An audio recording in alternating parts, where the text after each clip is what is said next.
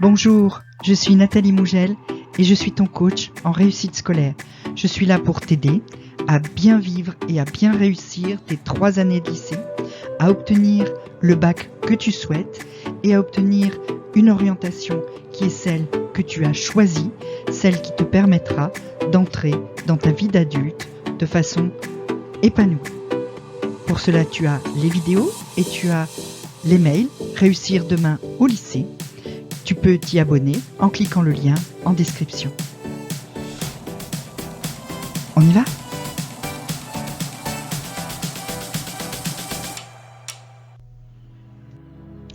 On s'intéresse aujourd'hui aux coefficients des matières du baccalauréat, que ce soit en contrôle continu ou en épreuve terminale. Et on commence par le contrôle continu. Contrôle continu, c'est-à-dire tes notes tout au long de l'année de première et de l'année de terminale qui vont compter au total dans ton bac pour 40%. Avec les coefficients suivants. D'abord, la spécialité que tu abandonnes en fin de première. Puisqu'en première, tu as 3 spécialités. En terminale, tu n'en as plus que 2. La spécialité que tu ne continues pas en terminale, on va prendre sa moyenne et on va, pour l'année de première, et on va la coefficienter 8. Ce qui fait quand même une note très importante. Et puis ensuite, tu as les matières dites de tronc commun. Enseignement scientifique, si tu es en série générale, en fait c'est maths si tu es en série techno. Histoire géo, langue vivante 1, langue vivante 2 et EPS, ces 5 matières sont coefficientées 6 au total, mais c'est en fait 3 pour l'année de première, 3 pour l'année de terminale. C'est-à-dire que, en fait, on va prendre ta moyenne de première, on va la coefficienter 3, puis on prendra ta moyenne de terminale et on va de nouveau la coefficienter 3. On va pas faire une seule note avec les 2 années. Et pour le MC, même principe, mais pour aboutir simplement à un coefficient 2, 1 pour l'année de première, 1 pour l'année de terminale. Donc au total, tout ça, ça va faire 40% de ton bac. Les épreuves terminales ensuite vont, elles, compter pour 60%. C'est logique. Avec les coefficients suivants. Les 2 épreuves que tu passes en fin de première, français écrit, français oral, chacune coefficient 5. Puis tu as tes 2 spécialités que tu as poursuivies en terminale, que tu passes en épreuve finale au mois de mars, coefficientées chacune 16. Et puis ensuite tu as la philosophie, coefficientée 8 si tu es en série générale, 4 si tu es en série techno.